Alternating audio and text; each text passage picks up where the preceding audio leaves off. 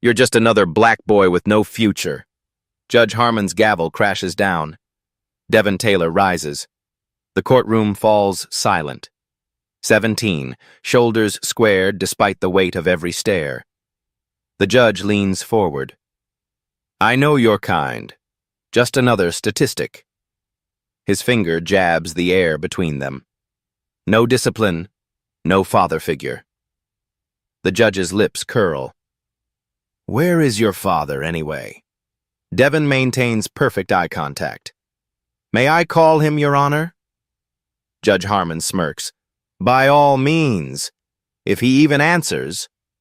Devin pulls out his phone, dials. The courtroom watches. Dad, Judge Harmon says you failed to raise me right. He's wondering where you are. Devin's voice remains steady. Could you come to courtroom 4B now?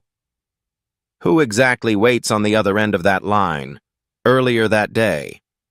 Devin Taylor enters the courthouse with his science project, a sophisticated air quality monitoring system. The metal detector beeps. Officer Briggs steps forward, eyes narrowing. What's that contraption? He grabs the device without waiting for an answer. An air quality monitor, sir, for my presentation to the Environmental Committee today. Briggs turns the device over roughly. Looks suspicious to me. Devin keeps his voice level. I have documentation. He reaches toward his backpack. Hands where I can see them, Briggs shouts, drawing attention from everyone in the lobby. Devin freezes. His heart pounds as Briggs calls for backup. Got a suspicious device. Uncooperative subject. 2 more guards appear. Devin notices Judge Harmon watching from nearby, arms crossed, making no move to intervene. I'm just here for my scheduled presentation, Devin explains again. Judge Harmon approaches. His gaze shifts between Devin and the device. Why aren't you in school, boy? I have an excused absence, sir. I'm presenting to the Environmental Committee. Environmental Committee? In my courthouse? The judge's tone drips with disbelief. Yes, sir. Yes. Room 302 at 11 a.m. Dr. Williams is expecting me. The judge checks his watch. We'll see about that. Bring him to my courtroom first. The guards escort Devin away. His carefully constructed project now sits partially disassembled in Officer Briggs's hands. As they walk, Devin notices other visitors with briefcases and electronics passing through security without question. A white student with a science fair display board walks right through. Devin texts his father. Delayed at security, might miss presentation time. His father replies instantly. What's happening? Devin starts typing, then stops. His father has enough pressure already. Just extra security checks, nothing serious. Judge Harmon walks ahead, his robes flowing behind him. Devin catches fragments of his conversation with Briggs. These people always have excuses. Teach him about authority. Knows his place after today. Devin straightens his shoulders. This isn't about his project anymore. What does Judge Harmon really want with a high school student's environmental science project? In Judge Harmon's empty courtroom, Devin stands before the bench. His project sits in pieces on a table. Explain again what this device does. Judge Harmon doesn't look up from his phone. It's an air quality monitor that measures particulate matter in low-income neighborhoods, Your Honor. Devin keeps his voice steady. I've been collecting data showing correlation between poor air quality and respiratory illness rates. Judge Harmon tosses Devin's papers aside without reading them. And why bring this to my courthouse? The Environmental Committee meets here monthly. I was invited to present my findings. Dr. Williams confirms there's a meeting. Judge Harmon scrolls through his messages. Says nothing about student presentations. Devin's stomach tightens. The confirmation was sent last week to all committee members. Are you telling me how to do my job? The judge's voice hardens. No, sir, just providing information. Judge Harmon stands. He circles the bench, looming over Devin. Listen carefully. I've been on this bench for 20 years. I've seen every excuse, every story, every scheme. I understand, but no interruptions. His hand slams the table. Pieces of Devon's project scatter. A sensor crashes to the floor. This equipment could interfere with courthouse systems. Devon watches months of work break apart. Sir, that's months of research. Research? Judge Harmon laughs. Is that what they call it now? Where did you get these parts? Who really built this? I designed and built it myself. The parts were purchased with grant money from the State Science Foundation. Judge Harmon's jaw tightens. A likely story. Let me be clear. This courthouse isn't your science fair. He picks up a circuit board, examining it with exaggerated suspicion. We'll hold this device for security inspection. You can wait in the hallway until the committee meeting. And my presentation? If they confirm your story, you'll get your property back. Judge Harmon's smile doesn't reach his eyes. Maybe. Eventually. Devon stares at his broken project. Data collected from his own neighborhood. Evidence of environmental injustice. Now treated like contraband. May I have a receipt for my property, Your Honor? The judge's smile falters. Getting legal advice from somewhere, are we? Will Devon's months of work be destroyed before he can even present it? Devon waits in the hallway, watching the minutes tick by. His presentation time approaches, but security won't let him near room 302 without Judge Harmon's approval. Dr. Williams, a gray-haired environmental scientist with wire-rimmed glasses, spots Devon. There you are. Why aren't you setting up? We start in 15 minutes. Judge Harmon confiscated my project, says it's suspicious. Dr. Williams's eyebrows shoot up. That's absurd. You're our keynote student presenter. They return to Judge Harmon's courtroom together. The judge is on a call, holding up one finger to make them wait. Devon notices how the judge's posture changes when he sees Dr. Williams. Straighter, more formal. Judge Harmon, Dr. Williams begins when the call ends. There's been a misunderstanding. Devon Taylor is our invited presenter today. The judge barely glances at him. This young man brought unauthorized electronic equipment into a federal building. That requires proper investigation. It's a science project that I personally vetted. Did you run background checks on him and his family? Judge Harmon asks sharply. Do you know where he's from? Devon feels heat rising in his face. Dr. Williams shifts uncomfortably. He's one of our brightest students. That doesn't answer my question. Judge Harmon turns to Devon. Where exactly are you from, Mr. Taylor? I was born in Chicago, sir. We moved here 3 years ago. And before Chicago? Devon blinks, confused. My family has been in Chicago for generations. Judge Harmon makes a dismissive noise. Your project will remain confiscated until proper authorities can inspect it. However, he nods to Dr. Williams, you can take responsibility for him attending the meeting, without his device. Dr. Williams protests, but his entire presentation requires his project.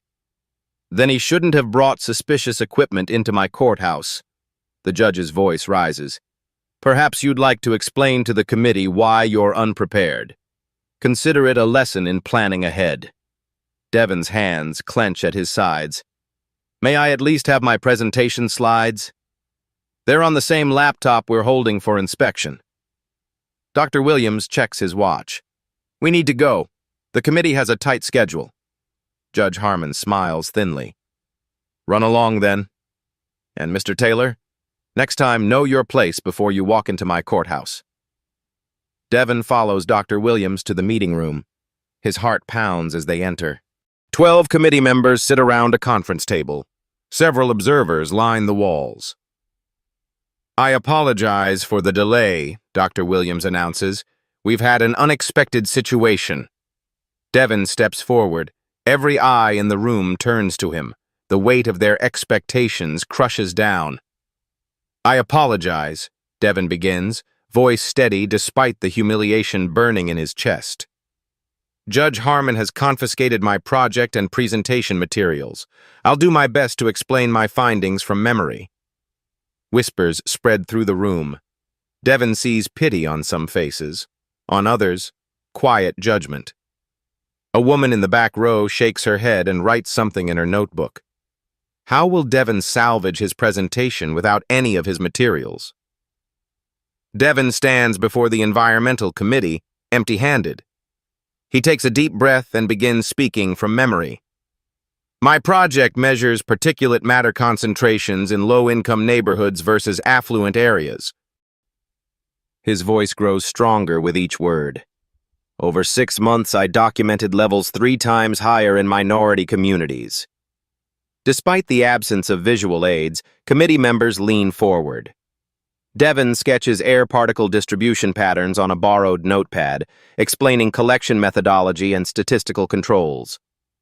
I identified correlation between pollution spikes and respiratory emergency room visits. He draws another diagram. The data shows environmental protection laws are enforced differently based on neighborhood demographics. Dr. Williams watches with quiet pride as Devon transforms potential disaster into a compelling presentation. When Devon finishes, the committee applauds. Remarkable work, says committee chair Dr. Lawson. Especially under these circumstances. Where is your project now?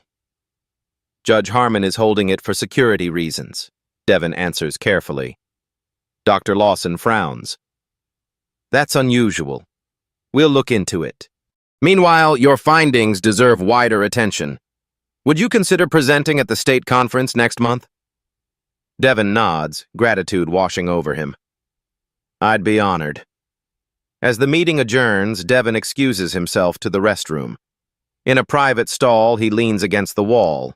The adrenaline crash hits him hard. His hands shake slightly as he pulls out his phone. He dials his father but gets voicemail. Dad, something happened at the courthouse. Judge Harmon confiscated my project and... He pauses, not wanting to sound like he's complaining. I managed okay, but I could use some advice. Call when you can. Dr. Williams waits outside. You did incredibly well, Devon. I've never seen such poise under pressure. Thank you. Do you think I can get my project back today? Let's find out. They return to Judge Harmon's courtroom. The judge is hearing a minor case. He spots Devon and Dr. Williams but makes them wait. Devon watches the proceedings, noting patterns. The well-dressed white defendant receives patient questioning. The young Hispanic woman who follows gets rapid-fire interruptions. After an hour, the courtroom clears. Judge Harmon finally acknowledges them. Still here, Mr. Taylor? Yes, sir. I've completed my presentation and would like to collect my project. That won't be possible today. Our security team needs to complete their inspection. Dr. Williams interjects. Judge Harmon, Devon needs his equipment. It contains months of irreplaceable data. Should have thought of that before bringing unauthorized devices into a federal building. Devon meets Judge Harmon's gaze. When can I expect it back, sir? When we're satisfied it's safe. Could be days, could be weeks. Devon makes a silent vow, his expression betraying nothing. He thanks the judge politely, turns and walks out with perfect composure. Once outside, he makes another call, this time to a different number. Uncle James, I need some legal advice about property confiscation in a federal building. His uncle's voice comes through clearly. Tell me everything. Who is Uncle James, and what legal strategy might he suggest? The next morning, Devon arrives at school, his mind still on his confiscated project. His physics teacher, Ms. Reynolds, pulls him aside after class. Devon, what happened yesterday? Dr. Williams called me. Devon explains the situation carefully, sticking to facts without emotion. Ms. Reynolds' expression darkens. Judge Harmon had no right to keep your property without cause. Have you told your father? Left him messages. He's at a conference in D.C. Well, don't give up. The Science Fair Committee still wants your entry next week. Devon nods. I'll need to rebuild everything from scratch. During lunch, Devon's phone buzzes with a text from an unknown number. Your project marked for disposal tomorrow morning. Security protocol. Sorry. Friend at courthouse. Friend at. Devon's heart races. Months of irreplaceable air quality data gone. He tries calling his father again. Voicemail. After school, Devon returns to the courthouse. The security guard, different from yesterday, stops him. I need to speak with Judge Harmon, Devon says firmly. Judge left for the day. Come back tomorrow. This can't wait. My property is scheduled for disposal. The guard shrugs. Nothing I can do. Devon spots Officer Briggs down the hall. Officer Briggs, a moment, please. Briggs approaches reluctantly. What now, kid? My project is scheduled for disposal tomorrow. It contains irreplaceable research data. Judge's orders. Briggs smirks. Maybe you'll think twice before bringing suspicious devices here. Could I at least recover the data drive? It's the small blue component. No unauthorized access to secured items. Briggs turns away. Learn your lesson and move on. Devon walks outside, fighting frustration. He calls his uncle again. They're destroying my project tomorrow. I can't reach Dad. Document everything, his uncle advises.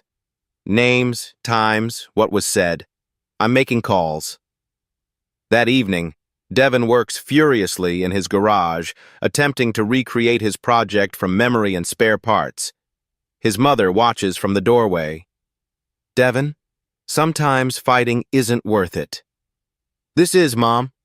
Devon doesn't look up from his work. This isn't just about my project anymore. What is it about then? Devon connects two wires carefully. When Judge Harmon confiscated my project, he didn't just take a device.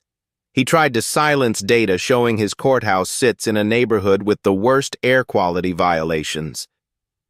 His mother's eyes widen. You think this is deliberate? I don't know, but I'm going to find out. What calls is Uncle James making, and will they come in time? Early morning. Devon arrives at the courthouse before it opens, carrying documentation proving his ownership of the project and its scientific purpose. He waits on the steps, reviewing the paperwork his uncle helped him prepare overnight. Judge Harmon arrives, surprise flashing across his face when he spots Devon. Mr. Taylor, persistent, aren't you? Yes, sir. I have documentation proving my project's legitimacy and requesting its immediate return.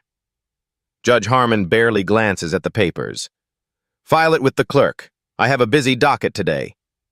Sir, security plans to dispose of my property this morning. Not my department. Judge Harmon attempts to walk past. Devon steps sideways, remaining respectful but insistent. Your Honor, I've documented everything that's happened.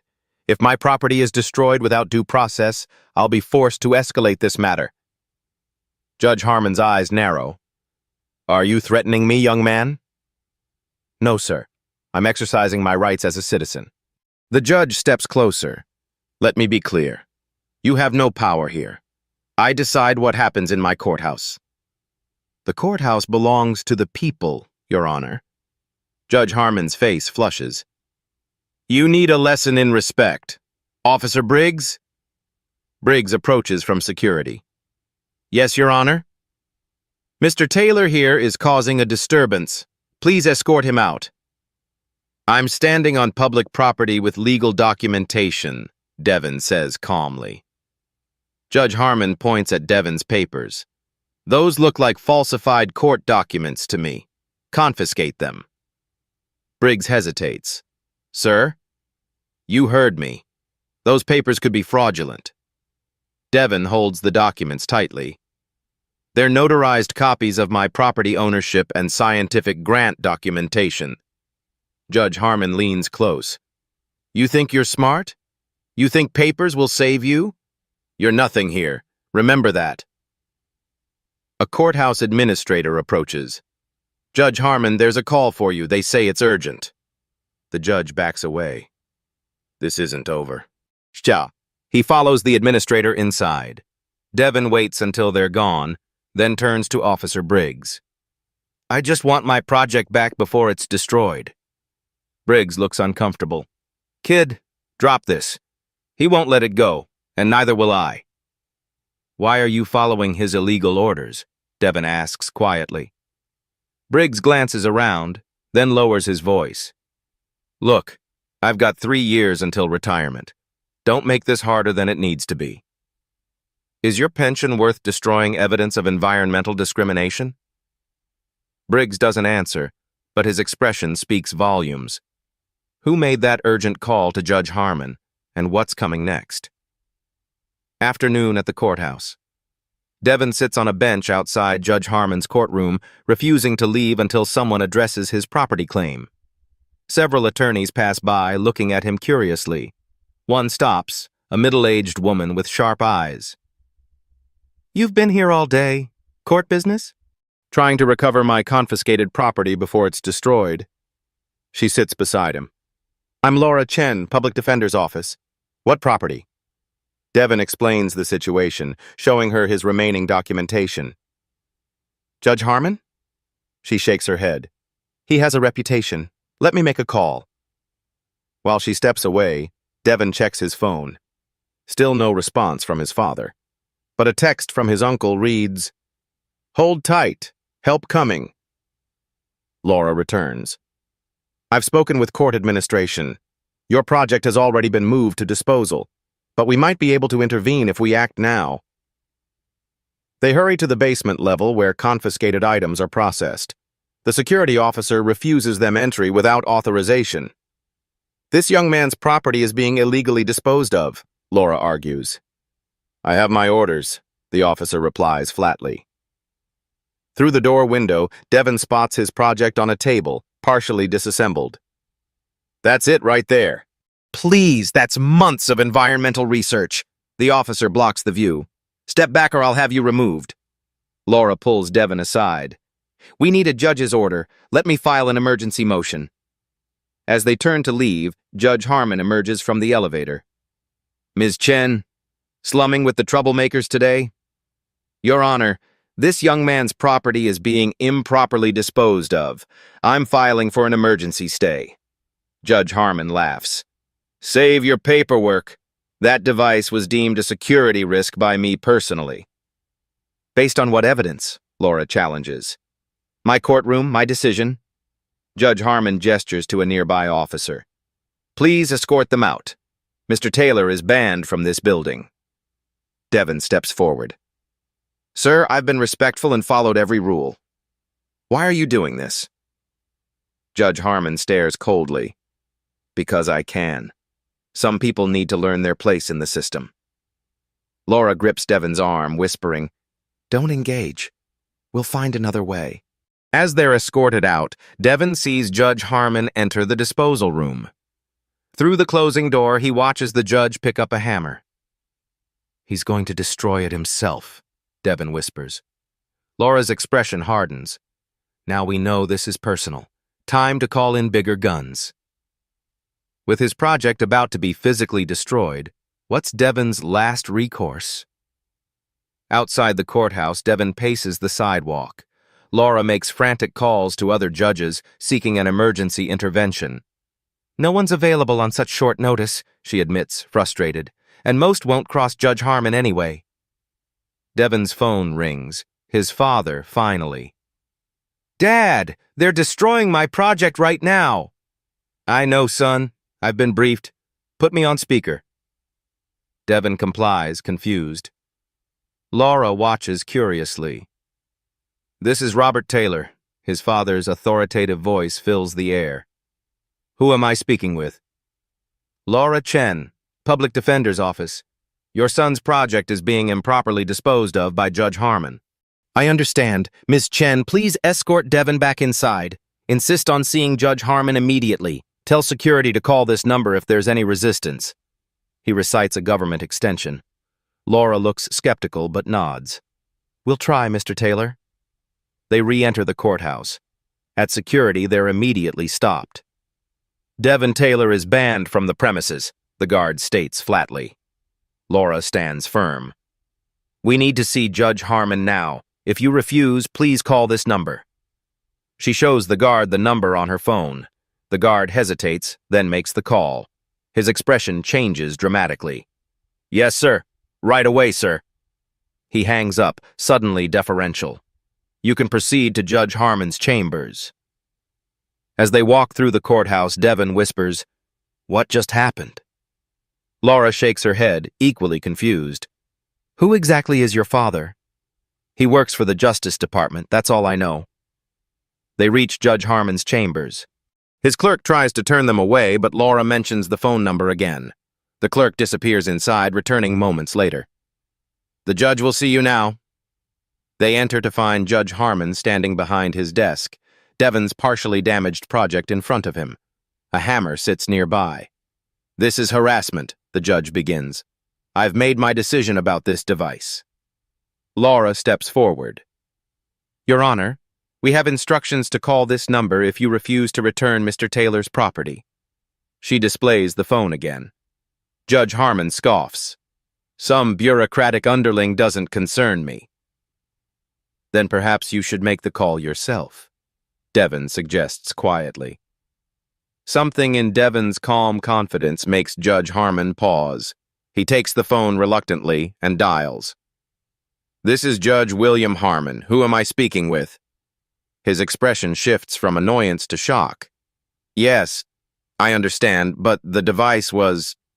Yes, sir. The color drains from Judge Harmon's face. He hands the phone back to Laura, his hand visibly shaking. Your property will be returned immediately, Mr. Taylor, he says stiffly. In its original condition, with all data intact, Devin specifies. Judge Harmon nods, unable to meet Devin's eyes. As they leave with the project, Devin's phone rings again. He answers on speaker. Is it resolved, son? His father asks. Yes, Dad. Thank you. Good. Now, would you put Judge Harmon on the line? I'm coming to town tomorrow and would like to meet with him personally. Laura stares at Devin in dawning realization. Your father is... Devin nods slightly as Judge Harmon approaches, looking ashen. Judge Harmon, my father would like to speak with you. Devin hands over the phone. The judge takes it, his arrogance entirely evaporated. This is Judge Harmon. From the phone comes a clear, authoritative voice. Judge Harmon, this is United States Attorney General Robert Taylor. I'll be in your courthouse tomorrow at 9 a.m. to discuss your treatment of my son and the apparent pattern of judicial misconduct in your courtroom. Please clear your docket. Judge Harmon nearly drops the phone. Yes, Mr. Attorney General, I'll make the arrangements. He returns the phone to Devin, then retreats to his chambers without another word. In the hallway, Laura lets out a low whistle. Your father is the Attorney General of the United States? Devin nods. He was appointed last year. We keep it quiet at school. No wonder Judge Harmon looked like he'd seen a ghost. Laura examines the project. Is this really about air quality monitoring? Yes. 6 months of data showing environmental protection laws aren't enforced equally across neighborhoods. Devin runs his fingers over the damaged components. The high pollution areas correspond exactly with Judge Harmon's harshest sentencing patterns. Laura's eyes widen. You found evidence of environmental racism without even realizing its connection to judicial bias. I just wanted to help my neighborhood breathe cleaner air. Devin carefully packs up his project. I never expected to expose a corrupt judge. How will Judge Harmon face the U.S. Attorney General tomorrow? Dawn breaks over the city. News vans already surround the courthouse. Word has leaked that the U.S. Attorney General is making an unscheduled visit. Inside his chambers, Judge Harmon paces nervously, phone pressed to his ear. Senator, you promised protection. Yes, I've always ruled in favor of your interests, but I understand politics, but this is my career. He slams the phone down. His clerk enters, pale-faced. Sir, there are FBI agents in the lobby. FBI? Taylor's not wasting time. Judge Harmon straightens his robes, attempting dignity. Meanwhile, Devon and his father arrive at a private courthouse entrance. Robert Taylor is tall, distinguished, with the same calm demeanor as his son. FBI agents flank them. "You okay?" Robert asks quietly. "Better now," Devon replies. "I didn't mean for all this. You stood your ground respectfully. I'm proud of you." Robert squeezes his shoulder. "But this isn't just about your project anymore." They enter a conference room where Laura Chen waits with several Justice Department officials. Maps of the city cover one wall, with certain neighborhoods highlighted. "Ms. Chen has been invaluable," an aide tells Robert. "She's compiled substantial evidence of Judge Harmon's pattern of discriminatory rulings." Laura nods. "It correlates directly with Devon's air quality research. The neighborhoods with poorest environmental protections match exactly with where Judge Harmon's rulings have been most severe against minorities." Robert studies the maps. "And these correlate with Senator Whitfield's development investments?" "Perfectly," another aide confirms. "The senator's shell companies have been buying property in these areas for years, after environmental regulations were selectively unenforced." Devon examines his project. "That explains why Judge Harmon was so determined to destroy my research. It proves the connection." Robert turns to his son. "You stumbled onto something bigger than either of us realized. Your environmental justice project exposed actual injustice." A knock at the door. Judge Harmon enters, flanked by his own attorney. The temperature in the room seems to drop.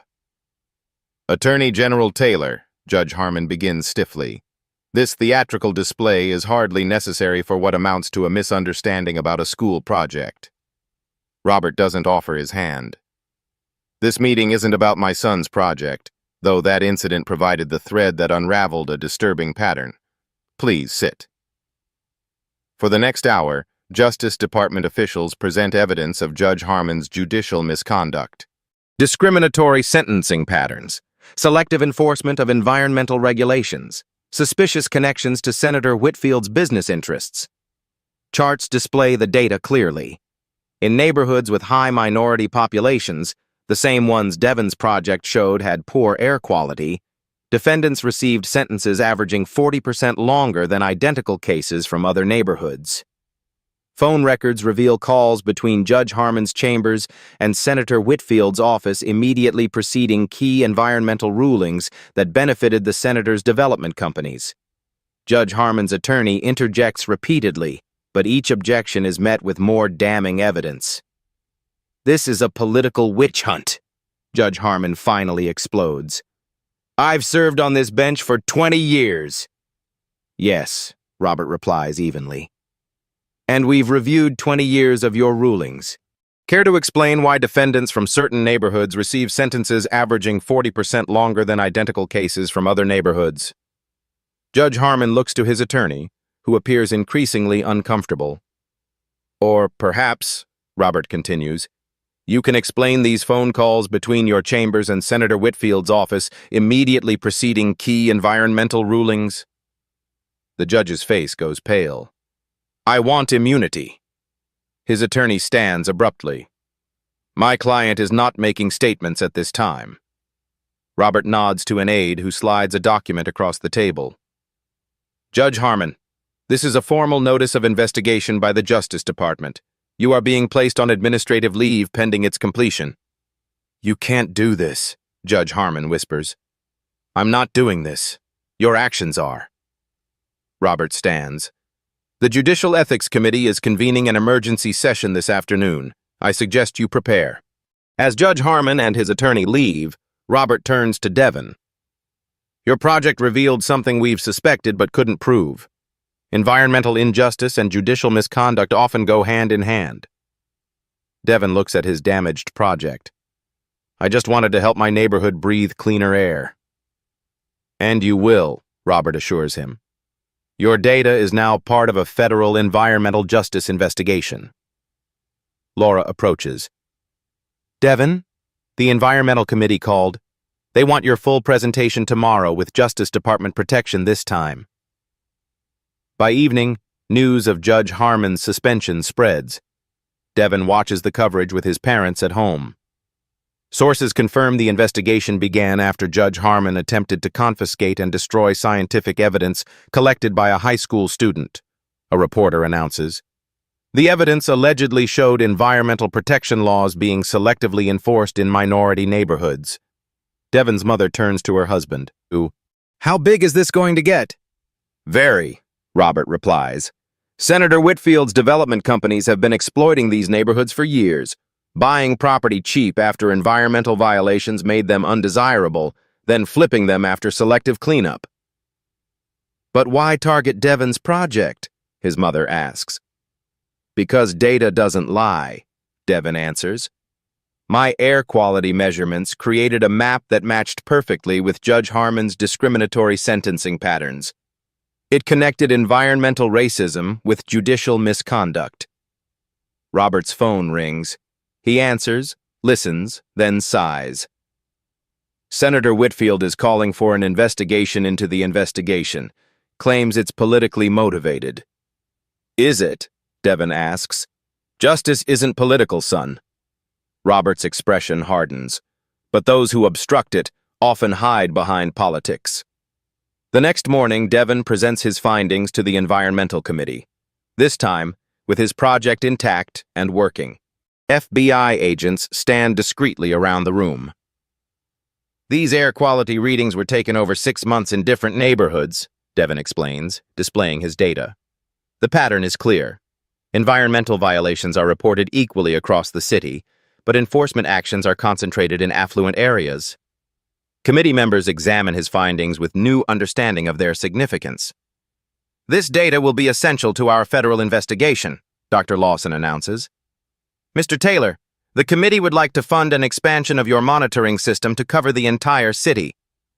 As they leave the meeting, Laura Chen joins them. "Judge Harmon's attorney called. He wants to make a deal." Robert raises an eyebrow.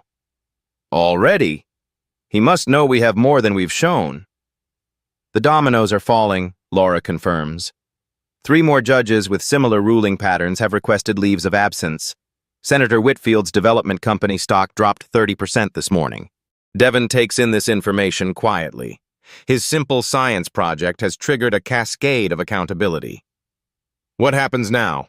he asks his father. "Justice," Robert answers simply. "And perhaps cleaner air for your neighborhood." As Judge Harmon seeks a deal, who else will fall in this widening investigation? 1 week later, the Judicial Ethics Committee hearing unfolds in a packed room. Judge Harmon sits with his defense team, looking diminished without his robes. Senator Whitfield watches from the back, surrounded by advisors, whispering urgently. When Robert Taylor enters with Devin, the senator slips out a side door. The committee chair calls the hearing to order. "We are reviewing evidence of judicial misconduct by Judge William Harmon, including discriminatory sentencing patterns, improper dismissal of environmental cases, and potential corruption involving private development interests." Devin's research is presented first.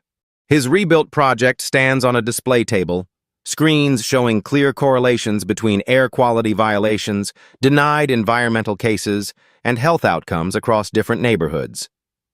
This data, initially collected for a high school science project, revealed a disturbing pattern, the presenter explains. Environmental protection cases from minority neighborhoods were dismissed at 8 times the rate of identical cases from other areas. Judge Harmon's attorney objects. "A student science project hardly constitutes admissible evidence." The committee chair responds firmly. "The methodology has been independently verified by 3 university environmental departments. The data stands." Next, Justice Department investigators present phone records, banking transactions, and ruling patterns that draw a clear picture. Judge Harmon systematically ruled in favor of development interests connected to Senator Whitfield, allowing environmental violations in targeted neighborhoods. During a break, Devin overhears 2 committee members talking. "The pattern is undeniable," one says, "but will they actually remove a sitting federal judge?" "They have to," the other replies. "The evidence is too public now. That kid's science project blew the lid off everything. When the hearing resumes, Judge Harmon takes the stand. His arrogance has vanished, replaced by a desperate pragmatism. I acknowledge some of my rulings may show statistical disparities, he admits carefully. But there was never intent to discriminate. The questioning is relentless. Justice Department lawyers present case after case where identical circumstances led to wildly different outcomes based solely on neighborhood and racial demographics. And your frequent communication with Senator Whitfield's office before environmental rulings? A committee member asks. Judge Harmon hesitates too long.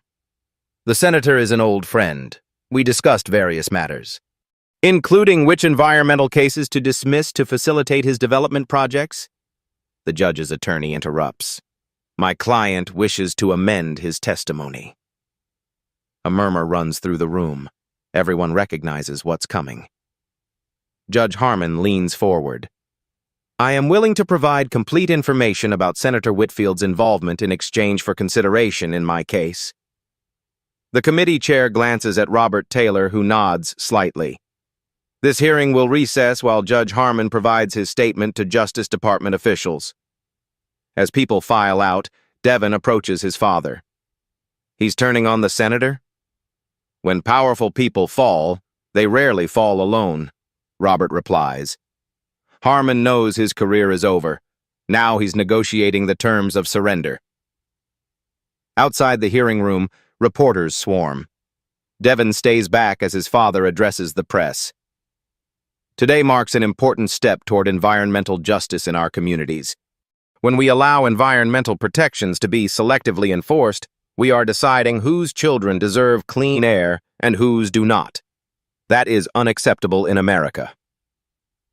Devin notices Judge Harmon being escorted to a private room, shoulders slumped, the weight of his actions finally visible on his face. Their eyes meet briefly. The judge looks away first. Later that evening, news breaks. Senator Whitfield has resigned, citing health concerns. 3 development companies announce emergency board meetings. The EPA launches investigations in 12 cities with similar patterns. At home, Devin watches the coverage with mixed emotions. You never intended any of this, his mother says. No, Devin admits, but I'm not sorry it happened. His father joins them, loosening his tie. Judge Harmon provided names, dates, amounts. The corruption network was larger than we imagined. Will it make a difference? Devin asks. For the neighborhoods like ours?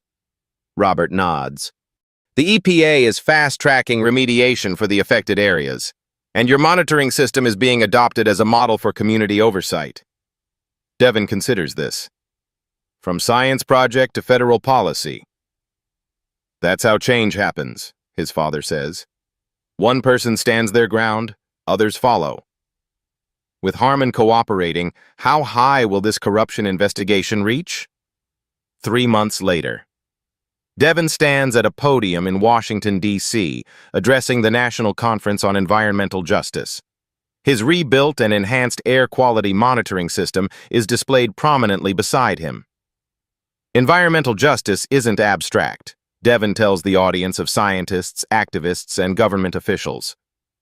It's about who can breathe clean air, who has safe water, and whose children play in toxic soil. The conference room is packed. In the front row sit Robert Taylor and Laura Chen, now heading a new environmental justice task force at the Justice Department. Devin continues, My project began as simple data collection in my neighborhood. It ended by exposing how environmental protections were selectively enforced to benefit development interests at the expense of minority communities. Screens behind him show before and after maps of his city. 3 months ago, these red zones had particulate matter levels exceeding federal standards by 300%. Today, with proper enforcement, those levels have dropped by 70%. After his presentation, Devin joins a panel discussion with environmental scientists and legal experts. The Taylor case, as we now call it, has transformed our approach, says EPA Director Harrison. We've launched similar monitoring programs in 30 cities nationwide. The data is revealing similar patterns of selective enforcement. A Justice Department representative adds, "Following Senator Whitfield's indictment, we've opened investigations into similar arrangements in 12 other states. Judge Harmon's testimony has been invaluable." Devin listens, still processing how his science project catalyzed such sweeping changes. During questions, someone asks about the judicial system reforms. The Administrative Office of U.S. Courts has implemented new transparency requirements, explains Judicial Ethics Committee Chair Lopez. All environmental rulings must now include detailed reasoning and are subject to statistical review for potential bias patterns. After the conference, Devin and his father walk through the National Mall. Senator Whitfield's development company is paying for environmental remediation in all affected neighborhoods, Robert tells him. The settlement includes funding for community health clinics specializing in respiratory conditions. Devin watches children playing nearby. Will it last, though, these changes? That depends on people like you, Robert says. Systems only change when someone challenges them. Devin's phone buzzes with a notification. The state university has offered him a full scholarship to study environmental science and law. They want me to expand my monitoring system statewide, Devin says, amazed. Robert smiles proudly. From science project to state policy, not bad for a high school senior. I just wanted to help my neighborhood, Devin says. I never expected all this. That's how change usually happens, Robert replies. Someone refuses to accept injustice, even when they're told to know their place. As they continue walking, Devin notices a news alert on his phone. 3 more judges in different states have been placed on administrative leave pending investigations. It's spreading, Devin observes. Robert nods. What you uncovered wasn't isolated, it was systemic. Sometimes all it takes is one crack in the foundation to reveal structural problems. And one person standing their ground, Devin adds. Exactly. Robert points to the Justice Department building in the distance. Next week, we're announcing a nationwide environmental justice initiative based partly on your monitoring model. Community-driven data collection, transparent enforcement tracking. As Devin's work spreads nationwide, what powerful interests will resist these changes? 1 year later. Devin walks through his old neighborhood, now transformed. New trees line streets once barren. Air quality monitors, based on his design but now manufactured professionally, stand at key intersections, their data publicly accessible via smartphone app. He stops outside the federal courthouse where everything began. The building looks the same, but much has changed inside. A new plaque announces the Environmental Justice Review Board, established in the wake of the Harmon-Whitfield scandal. Devin enters, passing through security without incident. The guard nods respectfully, recognizing him. In the main hall, a community exhibition showcases environmental data from across the city. School children gather around interactive displays showing air quality improvements over time. Laura Chen, now Environmental Justice Special Counsel, meets him by a display featuring his original project, restored and preserved as a catalyst for change. The touring exhibition opens in Chicago next month, she tells him. Your story has inspired similar projects in 47 cities. How's the judicial reform progressing? Devin asks. 17 judges have been reviewed for similar pattern rulings. 5 have resigned rather than face investigation. Laura smiles. And Judge Harmon? Community service, ironically. Part of his plea agreement includes working in the neighborhoods his rulings harmed. They walk to a conference room where Robert Taylor waits with several Justice Department officials and community leaders. Maps on the wall show dramatic improvements in environmental compliance across previously neglected neighborhoods. The data doesn't lie, a health department official reports.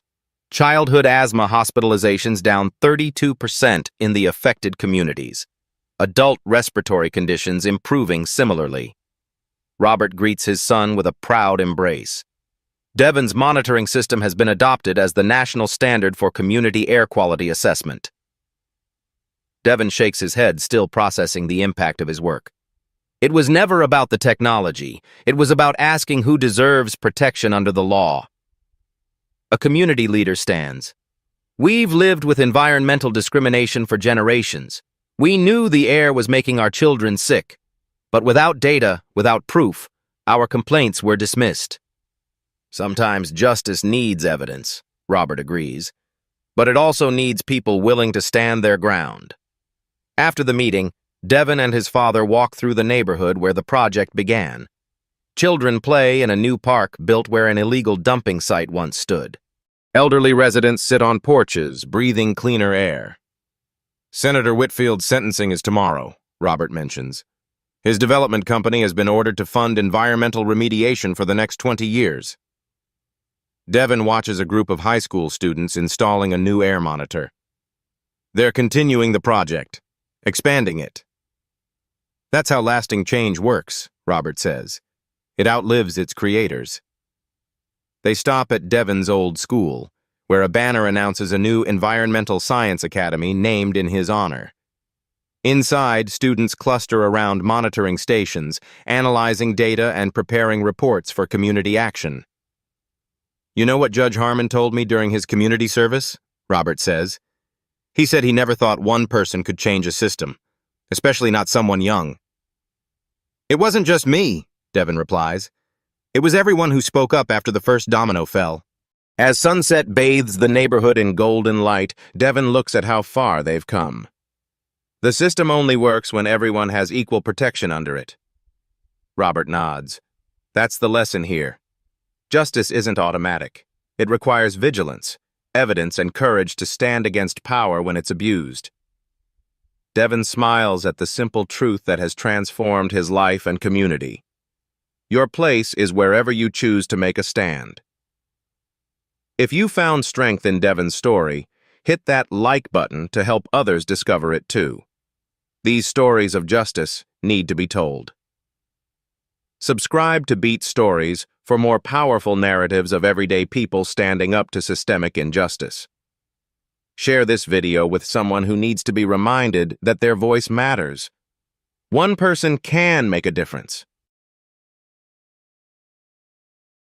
You've seen the story. Now what will you do with it? At Beat Stories, we believe reflection is good, but action is better. Subscribe, share, speak, because awareness is only the first step.